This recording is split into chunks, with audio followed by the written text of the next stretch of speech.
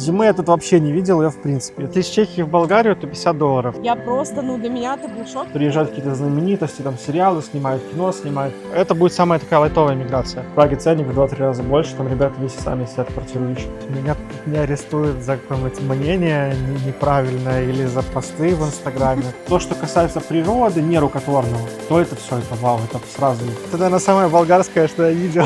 Ой, это жесть, отсюда бежать надо. Всем привет, с вами Светлана. Сегодня у нас особенная история. Представьте, вы решили оставить все, пересечь границы и начать жизнь с чистого листа. Легко ли это? А может, переезд это не просто испытание, а путь к новой, к идеальной жизни? Герои нашего выпуска начали свой путь в Чехии, но потом сделали неожиданный выбор. Переехали в Болгарию. Почему? Чем привлекла их эта страна? Они расскажут, как переезд изменил их жизнь от бытовых мелочей до планов на будущее. Вы готовы к вдохновляющей истории? Тогда давайте начнем.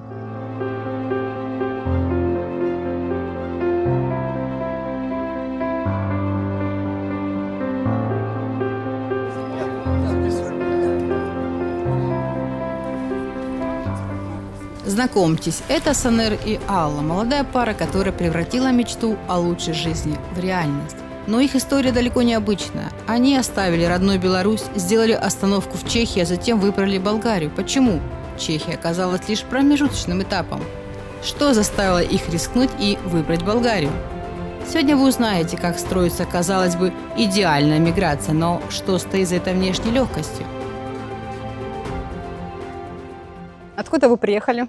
В оригинале мы приехали из Беларуси, но меня не сразу оттуда мигрировали в Болгарию. Мы год пожили в Чехии, почти год. Там 1,5 месяца в Польше и почти год в Чехии. И после уже добрались до Болгарии. Почему вы выбрали изначально Чехию? Чем-то она была лучше других стран? Ничем не лучше, просто мне предложили работу. Офис находится в Праге, и работа была не удаленная. То есть меня пригласили на работу, я поехал работать в офис в Прагу. Мы не планировали ехать в Чехию.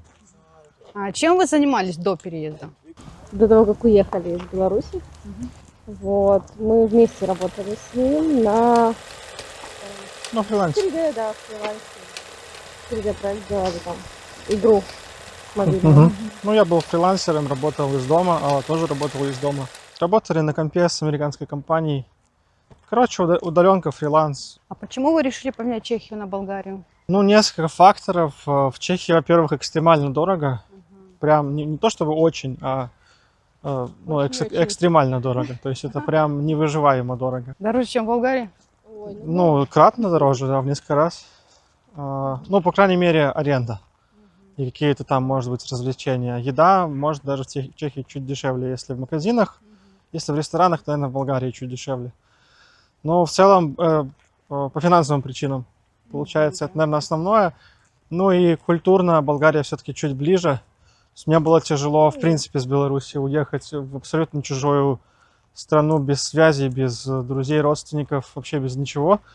Язык непонятный, культура непонятная, архитектура, все вокруг непонятное. А в Болгарии, я тут в детстве бывал, и так язык похож, алфавит, кириллица, архитектура похожа. То есть не так тяжело переносить сложности эмиграции. Так что вот эти два фактора, наверное. Чуть ближе культура и подешевле. и папа здесь. Папа, да. Это такое. Это потом отрежете, ладно? Там уже знали немножко людей больше, чем просто только папа. Да, нащупали почву. Да. Это типа наша вторая эмиграция в Болгарию. Первая была на 4 месяца. Потом, нам не подошло, мы уехали в Беларусь. Решили вернуться. То есть, пробная была эмиграция, просто сможем ли мы жить с мигрантами, не сможем. Уехали в Болгарию на 4 месяца, вернулись в Беларусь, пожили там, и уже после этого окончательно. И это уже было Польша, Чехия и сюда. Знали вы что-нибудь о Болгарии до переезда? Алла? СНР знал. У меня папа болгарин, давай ты отвечай. Да. Так только побывавший здесь просто. Горы, красивые местности, да. Убитые дороги. И язык плюс-минус понятный даже для меня, который, в принципе, кроме русского, никого не знаю, не говоря о белорусском, я на нем просто не говорю. А так, прям где-то, чтобы слышала, видела, нет, не знала ничего о Болгарии. А почему вы выбрали Варну, а не Софию или Пловдив, или еще какой-нибудь город в Болгарии? Ну, вообще мы не переезжали в Варну, мы переезжали в Провадию, там папа мой живет. Да, да. Ну, ближайший к Провадии город Варна, где можно там потусить, где там, ну, церковь нашли, друзей, знакомых. Ну, где море, собственно, ближайшее море, в принципе, от Провадии тоже здесь. Ну и еще я в детстве неоднократно бывал в Варне, как бы, ну, не то чтобы сильно знакомый это был город, но хотя бы, ну, какие-то воспоминания отсюда у меня были. Другие города мы не рассматривали, потому что незачем, это все было дальше, чем живет папа. Плюс-минус такое же, София вообще не вариант, там даже моря нет. Ваши первые впечатления о Болгарии. Что вас удивило? Ну, все, наверное, с детства, а я могу сказать, Ну, когда я первый раз приехала, это было зимой, это было холодно тогда, и мне не зашло, я только вышла замуж, и мы сразу уехали, холод, непонятно. Вот, а уже когда приехали, я бы сказала, первое впечатление больше было, наверное, 3 года назад, не 5 лет, когда я первый раз была. Тогда было, когда мы на машине ехали, тогда это были горы, красота со всех сторон, ну, какая-то, как это сказать, природа не такая, как в Беларуси, и нам, ну, что-то новое, интересное, мне понравилось. В принципе, Беларусь равнинная, а здесь более холмистая местность, и мне такая больше как бы по душе, поэтому вот это прям запомнилось очень. Как вы переезжали в Болгарию? Были ли какие-то моменты, к которым вы не были готовы? В Чехии, мне кажется, было легко. ну, Чехия нас очень сильно помотала морально, поэтому с иммиграционной точки зрения, типа, ну, тут все было проще. Там и по документам вопросы решать, и по языку, и по связям. Все-таки папа здесь, и мы уже с церкви знакомых было много ребят местных там, и поэтому мы просто подсказали, и по этому вопросу. К чему я не был готов, мы были здесь 3 года назад на своей тачке, на белорусской, катались с Провадии до Варны. Там очень, ну, хорошая магистралька, и у меня было впечатление о Болгарии, что здесь, ну, хорошие дороги. Потому что именно вот это вот с Провадии до Варны, она отличная, к ней вопросов нет. А когда мы стали жить здесь, я прям, ну, короче, качество дорог я был не готов капитально, это ужас, просто ужасный ужас. Вот это прям меня удивило, что так все печально. Да, а мне, так как у меня прав нету, я только на самокате могу передвигаться, поэтому для меня горная местность уже была не такой радостной, потому что подъемы, спуски, Не, ну, вот, было непросто. не только автомобильные дороги проблемы, тротуарные и пешеходные, в том числе и самокатные, и велосипедные, это все тоже в одно это. Вот к этому были не готовы. Остальное все А с какими трудностями вы столкнулись при переезде? ни с какими.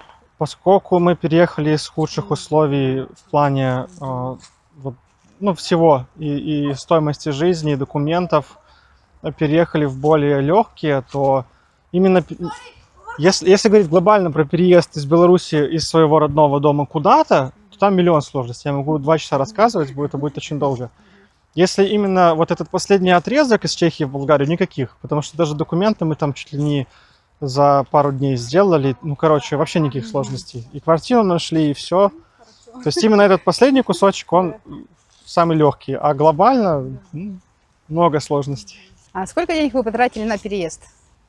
Опять же, Из Беларуси если глобально из Беларуси до сюда, то очень много, $10 потратили. Если из Чехии в Болгарию, то $50. Это билеты на самолет на двоих, на Визэйр. Мы просто собрали все, что было у нас в Чехии. Папа помог забрать на машине, приехал, забрал котика, там чемоданы. И мы потратили на переезд $50, потому что мы въехали в папину квартиру, то есть, ну, все. Да. А глобально, вот то, что мы потратили по отъезду из Беларуси, чтобы обосноваться в Чехии, ну, суммарно, то $10 минимум. Да. Сколько вы тратите денег в месяц на семью? 1600-1700 евро у нас бюджет. Это и продукты питания, и... Это все, что можно плюс-минус назвать необходимым или даже не... Ну, так, короче, это будет аренда, коммуналки, покушать, даже там кафешки включены, продукты, вкусняшки включены, какие-то мелкие покупки, типа там порошок, все вот это. То есть такой прям вот обычный месяц, без излишеств каких-то там, допустим, без там спа или еще там чего-то. 1600-1700, там без медицины, без ветеринаров. То есть просто вполне можно на эти деньги вдвоем Спокойно, да, без спокойно переживаний. прожить. Не нужно прям экономить хардкорно, просто не заниматься там экстра, не транжирить, короче. Так, что касается расходов по питанию, у меня все ходы записаны. Продукты. У меня записано 250 евро. В эту категорию я включаю все продукты, которые можно купить домой для готовки, кроме напитков типа Кока-Кола, там всякие газировки и вкусняшки. То есть какие-то шоколадки к чаю, все это у нас отдельная категория, это типа необязательная вещь. Так, что касается вот на всякие вкусняшки, газировки и все остальное, ну, это любые вкусняшки, которые можно представить, там, это около 100 евро на месяц. То есть 250 на необходимые продукты, 100 на не необходимые продукты. И еще на кафе и рестораны у нас заложено около 120 евро.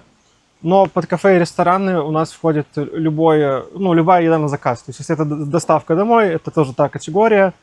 Если это куда-то там в Макдональдсе покушать, это та же категория. Если это где-то там в кофейню зайти, та же категория. То есть 250 необходимые продукты, около 100 евро опциональные вкусняхи всякие, и еще 120 где-то евро на готовые решения. Примерно вот так получается. А в Болгарии трудно найти работу? Как Ага. вы думаете? Мы когда приехали, во-первых, в принципе, сразу даже не планировали искать работу, потому что я в Проваде, там, в принципе, это маленький городочек очень. Ну, и не было необходимости мне искать, хотя бы привыкнуть надо. Вот, потом я здесь сидела долго в интернете, искала какую-то работу для русскоговорящих, так как я болгарский не знаю. И спустя какое-то время я нашла, но это было далеко ездить мне, и, ну, очень мало платили. Как бы, и все вместе сложить еще и в зимний период получилось очень сложно, я была раздраженная, 1,5 месяца я выдержала и уволилась. И это было у русскоговорящих именно. Вот, потом вернулась обратно я в 3D какое-то время дома делала, но тоже как бы надолго меня не хватает, мне надо куда-то выходить. Постоянно сидеть дома мне сложно было. И к началу лета Наталья, пастор Наталья, нам со мной встретилась и говорит: Алла, типа, у тебя столько талантов, давай что-то делать. И вместе со мной сходили в оранжерею здесь, и меня там взяли на работу. В принципе, если можно, ну, если искать, то можно найти, да. Ну, как оказалось, не сильно сложно. Ну, да. Со второго раза Не искать. сильно сложно. В Беларуси мы работу искали с большими проблемами в моем родном городе. А насколько было сложно адаптироваться к местной культуре, к языку?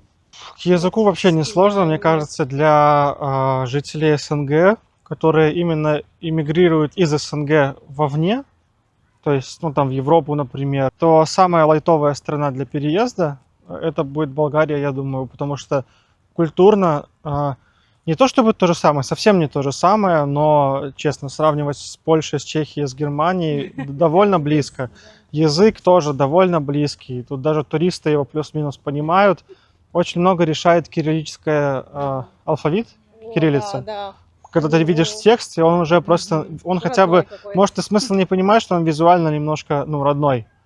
Поэтому это самая легкая часть именно переезда сюда, потому что, выбирая из всего остального, если мы из постсоветских стран выезжаем, там Россия, Украина, Беларусь, я думаю, что, возможно, и там какие-нибудь Казахстаны, и вот то, что дальше, восточнее, я думаю, что это будет самая такая лайтовая миграция, потому что там дальше в Польшу, там сложнее, там уже более западная культура, там язык совсем не такой понятный, там алфавит вообще непонятный, в Чехии еще хуже, в Германии там совсем... Пару слов.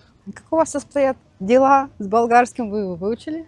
Нет, я намеренно никогда его не учил, то есть я не садился, не открывал учебник, там не делал какие-то упражнения, но просто где-то нахватывался фраз на улице, там, в магазине, еще где-то.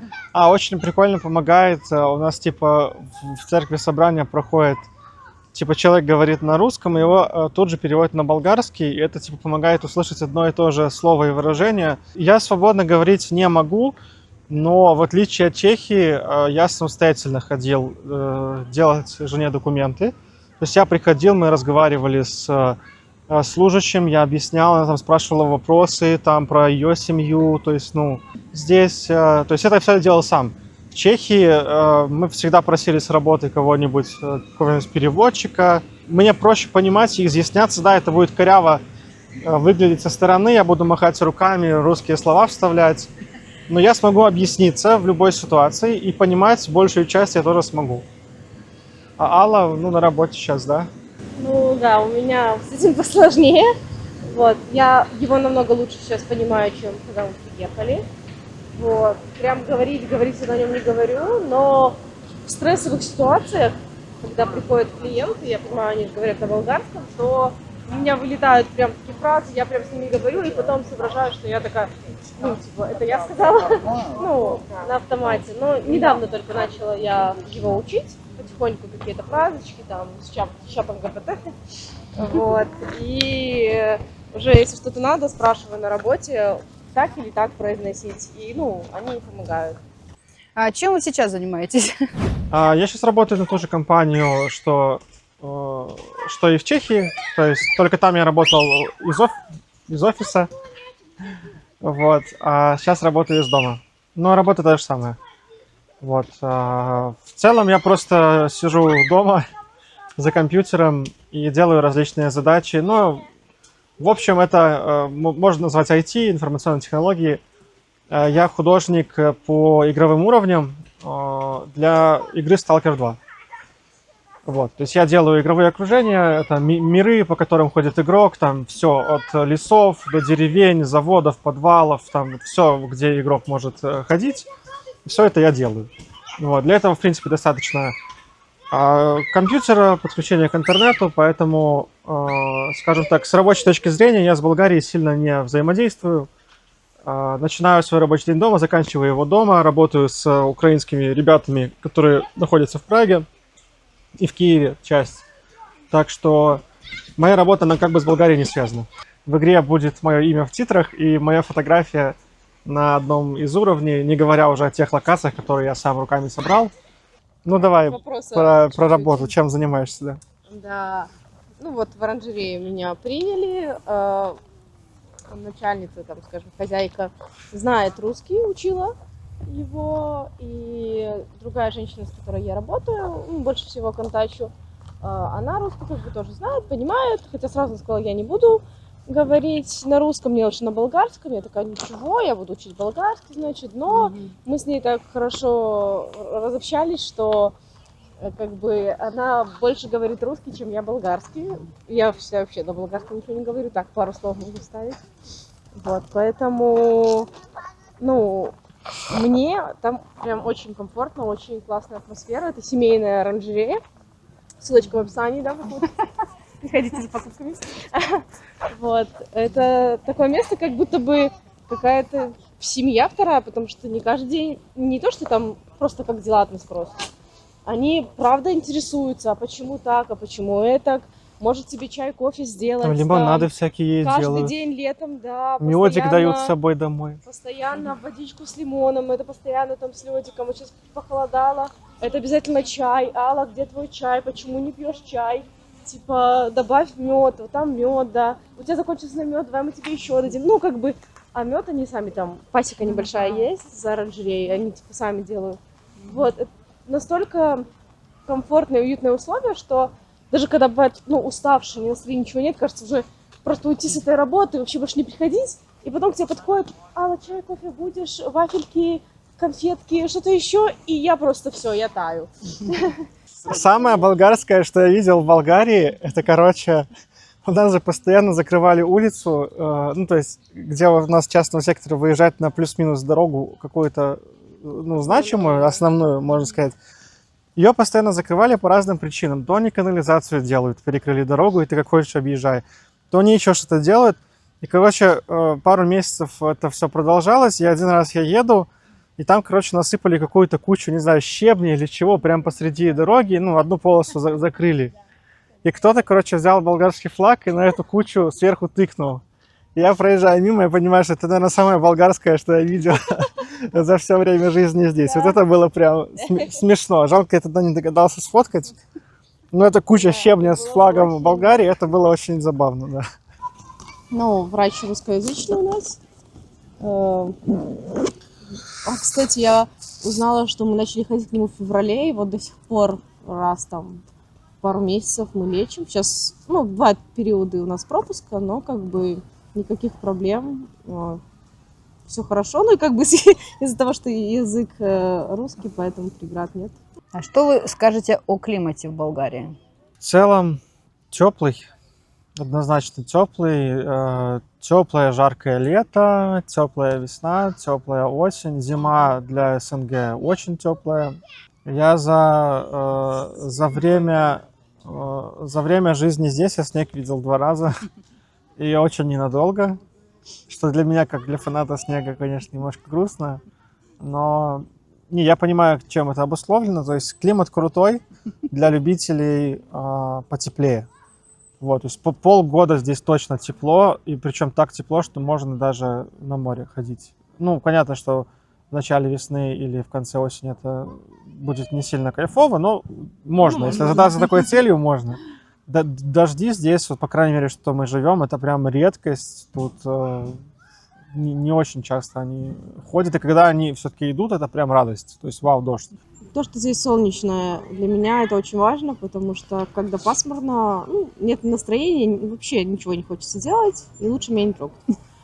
Вот. Особенно сейчас, когда я работаю, и работаю очень часто на улице, мне даже очень нравится, даже несмотря на погоду разную, то это прям очень круто, потому что осень обычно в Беларуси это серая, очень пасмурно, серая. такая, что... А тут солнце вышло, и такой прям хочется что-то делать.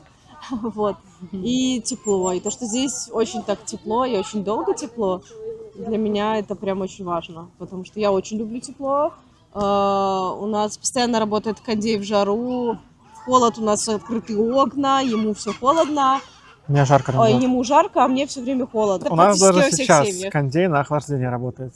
Сейчас ноябрь, Что вы скажете о безопасности в Болгарии?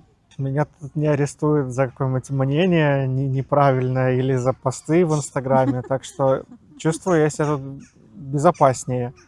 Вот. А если говорить там про какую-то уличную безопасность, типа гопников и всего такого, ну, я не сталкивался, по улице ходить не страшно. Ну, в плане, я вот так вот за рюкзак не держусь, не высматриваю в кустах личностей. Ну, короче, то есть я здесь не чувствую угрозу от государства или от жителей. Я тоже не чувствую угрозу по поводу того, что я мигрант, а эти люди типа местные, я вот тут понаехал, такого тоже нет. В этом плане чувствую себя безопасно. Бывает, тут просто не сильно освещен город хорошо, и улицы такие, ну, страшненькие. Просто они старые такие все, короче, почти все. И бывает просто ходить стрёмно, но не потому, что я боюсь, что на меня нападут. Ну, темновато и стрёмно выглядит это, и поэтому я так как-то быстренько пытаюсь Много пройти. ямок, поэтому надо аккуратно. Да. Ямок много, да. То есть это не вызвано каким-то опытом или слухами. Я не скажу, что здесь опасно. Просто темновато, может быть, там улички не страшненькие, но я чувствую себя здесь довольно безопасно. Я на самокате прям даже в другую сторону, там, Владислава, вот туда прям в районы. Поэтому как бы далеко достаточно. И такой был просто момент у меня, что ну, вот забывала на самокат, например, замок. Где-то оставляла его, там шла в магазин, понимаю, мне надо в магазин, а что делать? И, ну, понятно, самокат у меня до сих пор есть, его не сперли, я понимаю, что это не то, что, типа, все, можно никогда не пристегивать. Но столько раз, сколько я оставляла его без замка, у нас в Беларуси спирали, у нас велики, и что только самокат бы точно сперли. Поэтому как бы в этом плане, да, ну, спокойнее. И один раз, я помню, я очень люблю секонд-хенды, вот, и в огромный, когда поехали, я просто оставила свой рюкзак, возле примерочных ушла примерять одежду, выхожу, нет рюкзака. Я вспомнила, что нет его, когда примеряла, и такая, давай его искать, выхожу, его нигде нет, а секонд огромный, людей много, и я уже все, у меня там и телефон, и ключи, и типа карточки, деньги, ну все, что возможно. Я очень распереживалась. Я была не одна, с подругой, и мы пошли на кассу спросить, может быть, все-таки кто-то принес. Они такие, да, типа, люди увидели и через этот весь принесли, оставили на кассе. Я просто, ну, для меня это был шок, потому что, ну, типа, никто не видит, потому что народу, правда, очень много, одежды там очень много, там запутаться можно нереально как бы быстро. Там никто за тобой не следит, я даже не видела, чтобы там камеры были, если честно. Поэтому, как бы, в этом плане, ну, такие вот моменты мне как-то еще более безопаснее, кажется, я нахожусь, потому что, типа, люди хорошо относятся и к своим вещам, типа, не к своим вещам, типа, не трогают. Ну, по крайней мере, у меня такого нет. Мое самое такое ценное имущество — это машина. За нее я не беспокоюсь. Если я где-то припарковался, что там ее побьют, или там шкрябнут, или там колеса ткнут. Ну, один раз мне ткнули в колесо, но я не знаю, это там кто-то баловался, или там, это дома у нас было на парковке домашней. То есть кто-то, может быть, не понравилось, что я русскоязычный, или это просто дети балуют. То есть тут нельзя установить почему. Это было один раз, в остальном я много где тут парковался. Я не переживаю за тачку, что с ней что будет, что там, ну, надо под камерой ее именно поставить где-то или в светлом месте. Нет, да и, ну, у друзей не было таких ситуаций, что что-то где-то там скрутили, там номера, или там бензин слили, или там колеса открутили. Я такого, ну, а может, он где-то есть, но вот в моей среде такого не крутится. А сложно ли оформлять документы, чтобы находиться в Болгарии? На самом деле, когда мы первый раз сюда пытались приехать, то даже визу сюда жене гражданина было сделать очень сложно в Беларуси, в консульстве. Требовали огромное количество бумажек, каких-то, ну, непонятных, глупых. Ты их ходишь, собираешь, чтобы только визу сделать, гостевую там на пару дней сделал. Потом мы сюда уже перебрались тестово на 4 месяца, пытались сделать вид на жительство Али, при том, что здесь даже не Шенген был. То есть, условно, Алла с этим видом на жительство только в Румынию и в Болгарию сможет въехать. Это вам, ну, не Германия, там, не Польша. И она жена моя. То есть, ну, мы уже 2 года на тот момент были женаты. И, короче, чтобы сделать, ну, вид на жительство, нас там гоняли по документам, там справки, все такое. И дошло до того, что мы просто сошлись на том, что, ну, нам нужно вернуться, короче, в Беларусь, взять какие-то документы там и вернуться сюда. А прикол был в том, что, типа, ну, мы им объясняем, что, ну, там, в Беларуси обстановка, мы туда не можем просто так взять, захотеть и вернуться. Они такие, ну, а ничего сделать не можем. И как бы, а человек, ну, она моя жена. Я гражданин, она моя жена, и что мне ее, ну, в Беларусь увозить, что за прикол?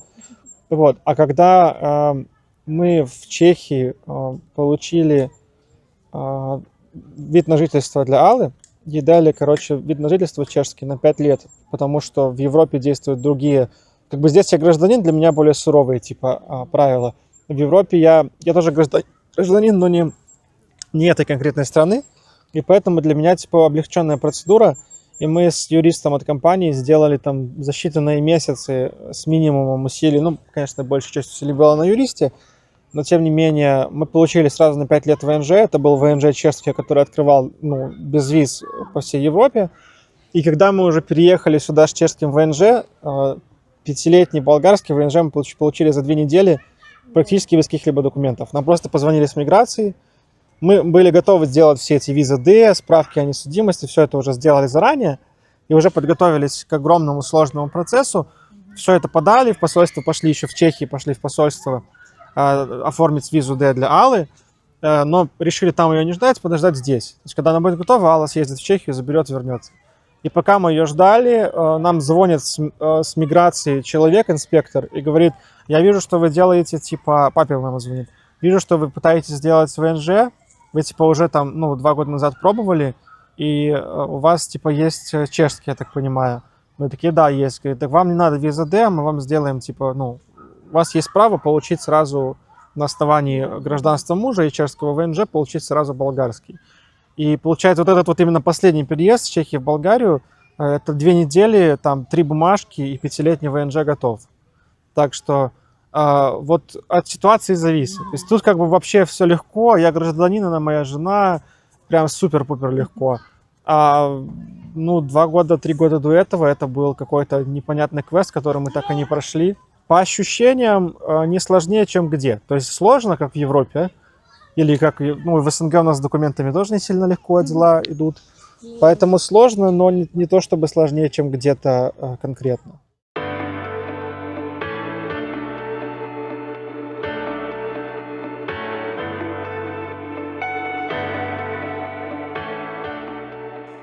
Как вы решили вопрос с квартирой? Трудно было найти жилье? Мы сначала переехали к папе. Я думаю, нам просто психологически надо было после Праги восстановиться, что мы там отдавали, ну, половину всех денег на квартиру, и поэтому как бы просто чтобы расслабиться, мы, ну, к папе въехали и пожили у него какое-то время. Потом это стало сильно неудобно. Ну, во-первых, товарные, постоянно кататься. Там на топливо уходит столько денег, что за них можно квартиру снять. И тогда мы начали искать квартиру в Варне. Искали мы недолго. Короче, эта квартира третья или четвертая оказалась. И так повезло, что папа, его коллега на работе, дочка его коллеги, они вот купили квартиру и вот под сдачу. И поэтому мы как бы без риэлтора, без комиссий сняли вот это жилье. Но до этого мы ходили на просмотр с риэлтором. Вот. Готовы были снять тоже неплохую квартирку в центре. Это был даже первый наш просмотр. Мы пришли, нам все понравилось, все как бы устроило. Но там единственное, что хозяйка трошки затормозила. У нее была завтра еще один какой-то просмотр, который она обещала, там родственники какие-то ее. И вот из-за этой заминки мы потом, ну, еще раз посчитали, подумали, и там у нас отпуск еще был, чтобы не платить, ну, аренду за отпуск, который у нас не будет, мы решили, давай тогда уже после отпуска. То есть эта заминка нам как бы решила вопрос. А вот после отпуска мы приехали буквально за неделю, наверное. 1 октября, если мы въехали, мы с отпуска в конце сентября вернулись, то есть мы за неделю нашли. Но это через связи. Хотя по рынку недвижки, ну, через знакомых, например, я знаю, как тут ищут квартиры. Я не помню, что кто-то тут очень долго сидел, что-то искал. Обычно вариантов прилично. Но у меня в Праге ребята, при том, что там в Праге ценник в 2-3 раза больше, там ребята месяцами сидят, квартиру ищут. С поддержкой офисной, со всеми менеджерами. То есть здесь такого нет, здесь легче. Сколько вы платите за аренду? Просто аренда. Да, чисто аренда. 380 евро где-то. Это дороже, чем в Беларуси, конечно, но тут и вид, как бы, и размеры. Да, тут паркинг есть, дворик с барбекю есть, район очень тихий, вид просто потрясный. В Праге мы платили больше, чем в 2 раза, при том, что квартира была в 1,5 раза меньше, как вот эта комната и коридор. То есть вот все то же самое, только без отдельной еще комнаты. Почти сейчас она около $1000 стоит, пражская квартира, может даже больше 1000. Ничего особо нету, вид на стену, никакого парковки, ни дворика, ничего. Мне кажется, для Болгарии Да, это подорожало. В Болгарии раньше было сильно дешевле, в 2 раза могло быть дешевле. Ну, для Европы нормально, очень даже нормально. Сколько вы платите за коммуналку? Вода, электричество в месяц? Ну, 70, 80, 90, наверное, это край прям. Я не помню, что-то настолько. Ну, мы же не берем летом, месяц. Вот месяц, когда кондиционер не выключается, мы заплатили на там 15 евро дороже. Не очень дорого. То есть прям не идет речь об экономии в плане, чтобы там вот каждый миллилитр, чтобы все лампочки ходить выключать.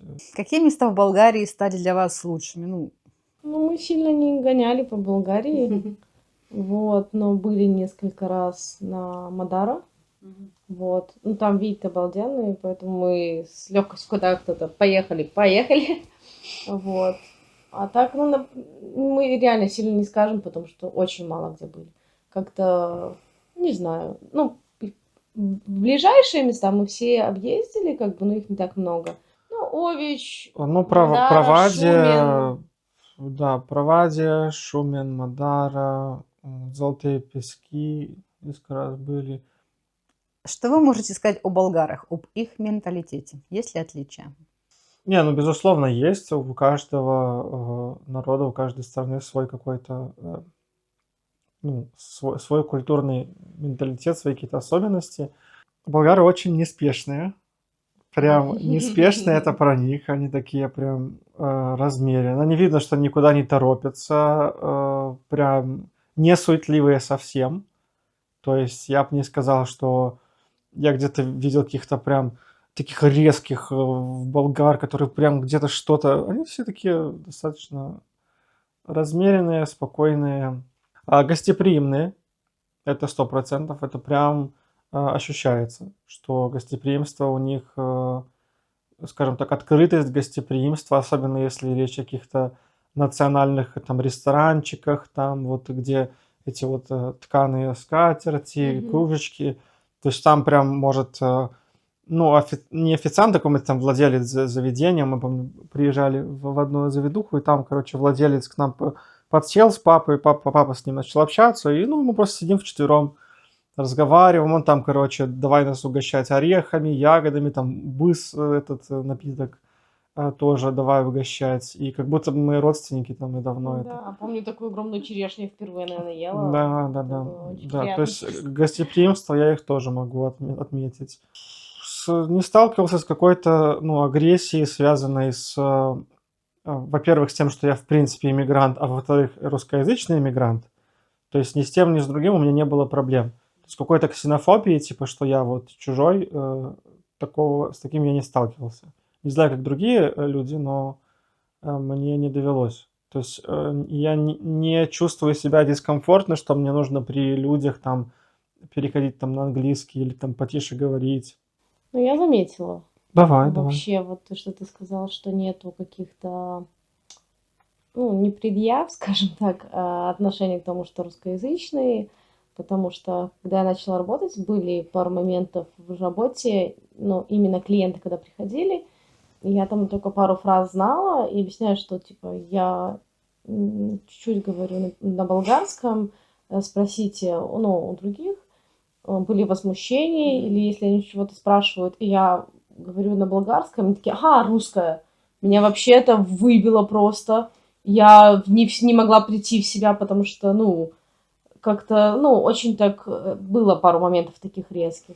Гостеприимство это точно их, потому что, ну, это вот отношения, когда у тебя нет настроения, там тебе ничего не нравится, ну, вот это вот, ну, я же говорю, что вот это чаек там, забудь то-сюда, там вот, я заболела и говорю, поработала она около часа, я понимаю, что я никакущая, нет ни сил, у меня кашель, я понимаю, что у меня поднимается температура, и я не успела еще подойти, как бы и сказать, ну, я только подхожу, говорю, Луиза, наверное, я поеду домой. Она, конечно, конечно, типа, ну, поправляйся, как бы, и потому что вирусняк какой-то ходил, как бы, и чтобы их никого не заразить, и мне быстрее поправиться, это надо дома отлежаться. Потому что если я буду работать, это, ну, и так затянулось нормально, я тянула, и пока мне прям совсем плохо не стало.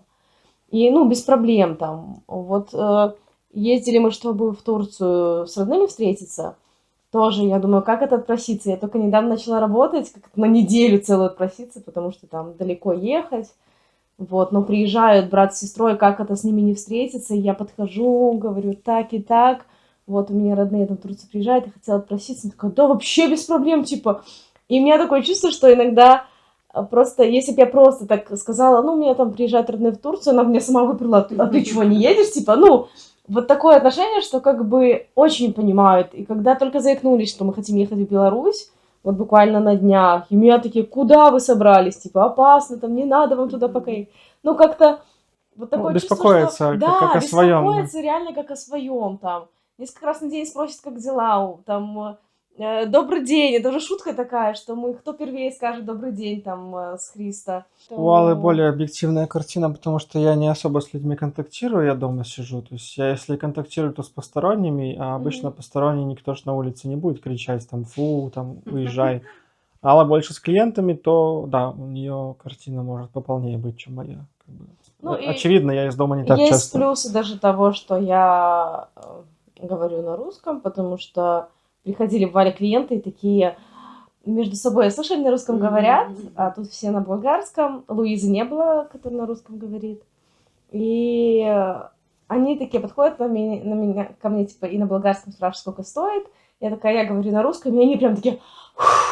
И, короче, мы с ними дальше могли как-то общаться, я могла им помочь, и как бы и мне это, я как-то почувствовала себя как будто бы нужной, потому что бывают, приходят русскоговорящие, и им полегче, потому что некоторые выучили им без проблем как бы пообщаться, а некоторые прям приходят такие, русский, английский, и я такая, русский, и они прям выдыхают прям, и я понимаю, если я была на их месте, я бы так же само выдохнула когда-то в чужой стране. А что вам больше всего нравится в Болгарии? А, Мне климат. Природа. И природа, да. Красивая, комфортная, разнообразная. Любите горы, нате вам горы. Любите лес, пожалуйста. Море, вот оно. поездить, по всякие там хайкинг, активности, чем я не занимаюсь, но я люблю думать, что я это могу сделать. В отношении остальной Европы цена жизни. То есть в сравнении с остальными европейскими странами, типа Чехии, Польши и всего остального, здесь недорого жить. Потому что вот эти три бы я назвал. А какие 3 плюса и 3 минуса в Болгарии вы для себя видите? Минусы — это дорога, по-любому. Дорога. Мусор. Ну, правда, много где можно заметить дорога, мусор. Не, я могу больше, чем три сказать. Ну, давай 3. Ну, дороги, да, 100%. И пешеходные, и велосипедные, и автомобильные. Это здесь печаль печальная. Грязно и разруха, это да. То есть там где-нибудь идешь, какой-нибудь дом просто разваливающийся, там не в эксплуатации очень давно, где-то стройка там десятилетняя зависшая, где-то граффити размалевано, какая-нибудь ржавая тачка стоит. Не то чтобы бедность, типа это я не сказал, что это бедная страна, она, ну, как бы объективно не бедная. Вот. Но вот эти вот местами, как бы, когда там гуляешь или смотришь, чувствуется, что как будто бы, ну, не доследили или не ухожена, она небрежная какая-то совсем.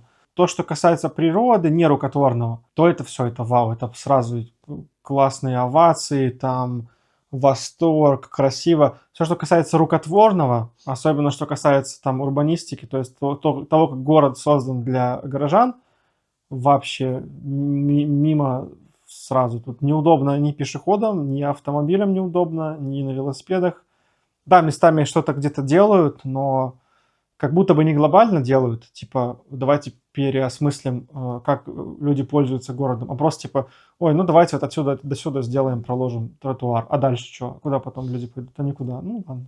Короче, не то чтобы грязно и разруха везде, нет, но ты можешь прям идти, и хоп, куда-нибудь зайти, где вот будет прям там кадр из какого-нибудь там, я не знаю, какой-то прям совсем страны третьего мира, а потом ты прошел еще дальше, и вот опять нормально. Вот, то есть при всем при этом есть очень красивые районы с прям вот такими новенькими домами, дорогами, с хорошим видом. Природа точно спасает. Если бы здесь, например, не было моря и гор, то мы бы, наверное, не смогли тут жить, потому что именно городская среда не располагает. Нечем тут особо восхищаться. Панельки эти сталинские или какие там, не знаю, дороги тротуарные, вот там с ямами совсем, там слой на слою.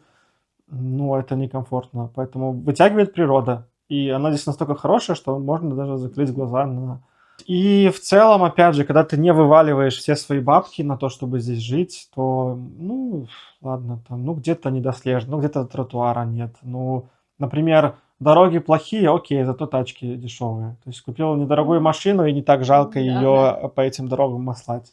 Кусочек своего чего-то, Свои да. продукты какие-то, вот, например, мы очень любим сырки белорусские, и они тут есть. Сырочки творожные, Да. Магазин даже «Березка», это уже прям как-то в Беларуси, что ли.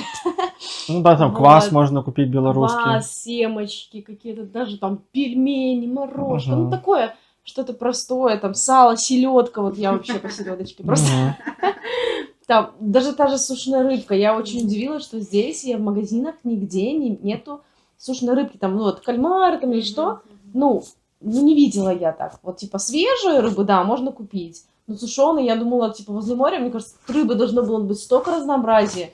Но я таки не нашла, кроме вот таких магазинов. Вот. И таких 2 магазина. Недавно второй открылся, и это очень удобно, что там и российская, белорусская, украинская продукция, и там из Литвы вроде бы и еще какие-то. Ну, это спасает, вот, когда да. есть тоска по родине. Да, сходил и прям как-то почувствовать немножко, что ты как будто бы дома. Да. Так ваши любимые магазины эти 2 или болгарские тоже какие-то? Еще Сити-маркет, он, конечно, такой маленький магазин, но там мы нашли вкусный очень хлеб, он очень похож на белорусский. Вот, это очень тоже важно было, потому что мы покупали батон, он такой плюс-минус химозленький. Ну да, он Хотелось, месяц чтобы более живет. натурального такого, да. И вот в Сити-маркете мы нашли. Тут просто классно, что круглосуточные магазины есть. Да, это как раз. Возле нас 2 там в доступности 10-минутной, 2 круглосуточных, и это прикольно. Потому что в Беларуси круглосуточных вообще нет. Не знаю, может, в каком-то городе есть, в нашем не было. Не, ну, нормальные магазины, выбор есть всего, есть там техники, продуктов. Просто что мы как бы душой лежим к нашему родному. Ну, я помню 3 года назад, когда мы тут были и общались тут с ребятами, с белорусами, и мы спросили, чего вам не хватает белорусских продуктов, и они сказали сметаны, просто хотели сметаны. Но мы сейчас сюда приехали, тут разнообразие сметан даже, ну, достаточно как бы. Опишите Болгарию в 2-3 словах. О, неплохое место, чтобы что-то переждать. Место, Да. да. Ну, Да, то есть приехать сюда, потусить, пожить недолго. передержка нас, скажем так. Да, она для передержки. То есть очень-очень для этого все условия, мне кажется, есть. Комфортная передержка, временная. Да, да. Какие у вас планы на будущее? К нему все. У нас нету планов по типу, так, вот до такого-то время то-то, а потом вот это, а потом вот это. У меня есть какие-то наброски, типа, можно это попробовать, гляну, сработает, не сработает, можно вот это или вот это, а может и передумаю. Я точно понимаю, что мы на постоянку в Болгарии не останемся, Мгм. это прям точно. Вот, мы не рассматриваем как бы это место для там себя, для будущей семьи, там, для детей. Вот. Но пока здесь отличные условия для вот нахождения. Очень комфортного, безопасного, экономного в меру, чтобы тоже не отдавать все существующие деньги только просто чтобы пожить.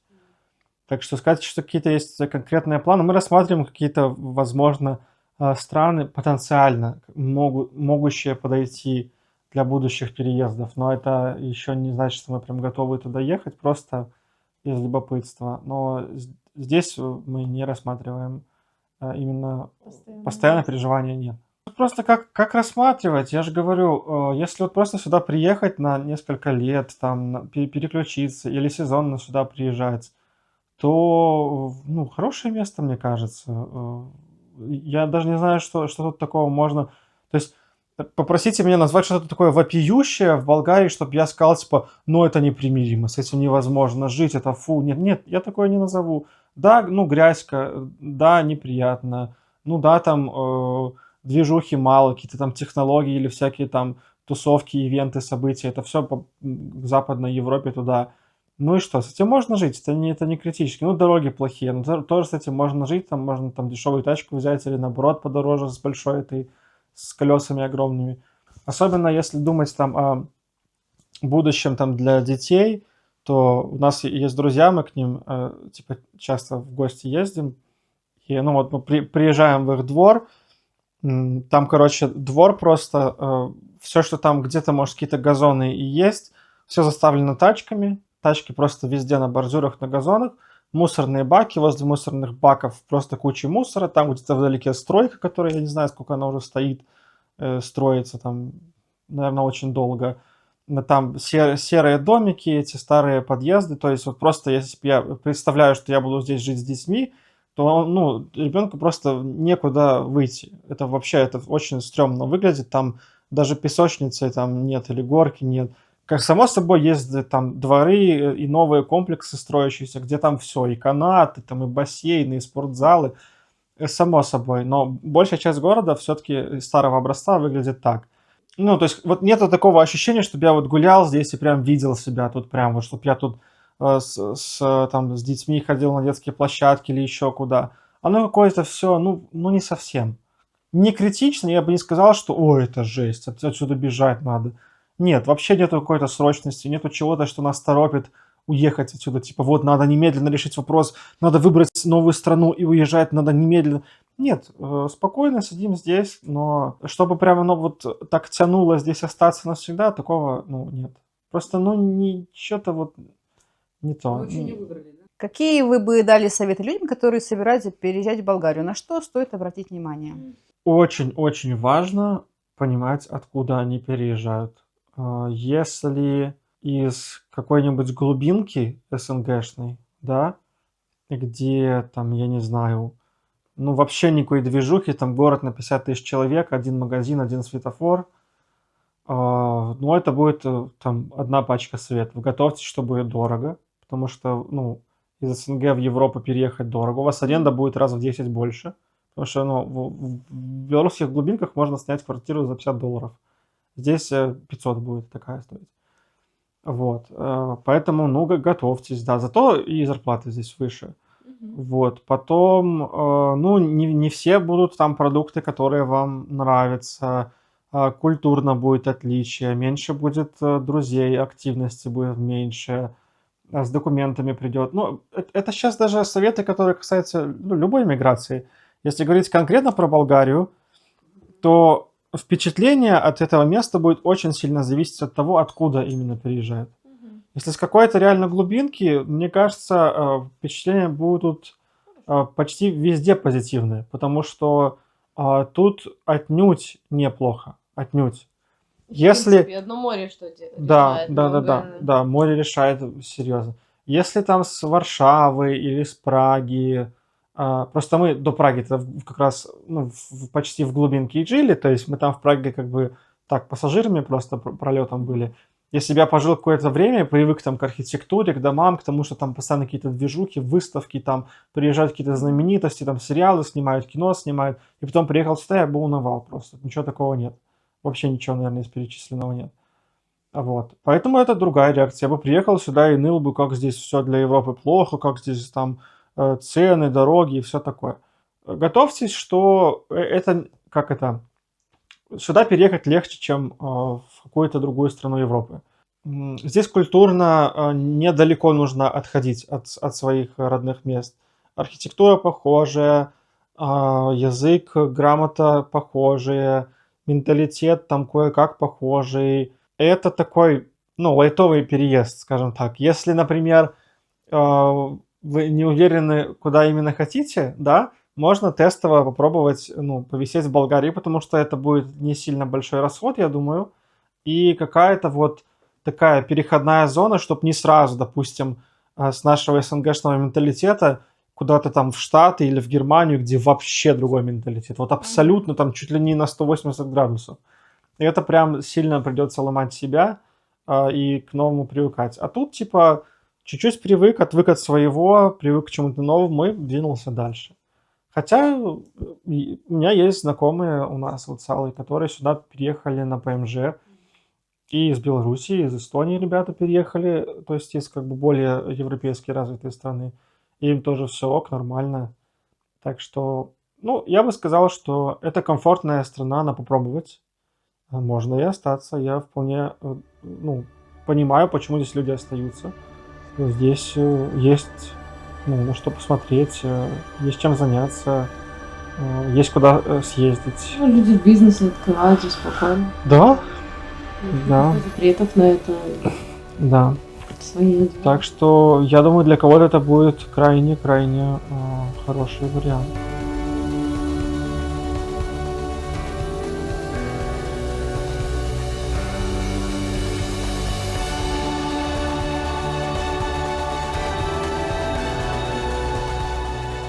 Спасибо героям за вашу искренность и готовность поделиться своей историей. Вы вдохновляете и показываете, что даже переезд в другую страну может превратиться в увлекательное путешествие. А вам, дорогие зрители, спасибо за время, проведенное с нами. Если вам понравилось видео, ставьте лайк и делитесь им с друзьями. Всем пока, до новых встреч, увидимся в новых следующих видео.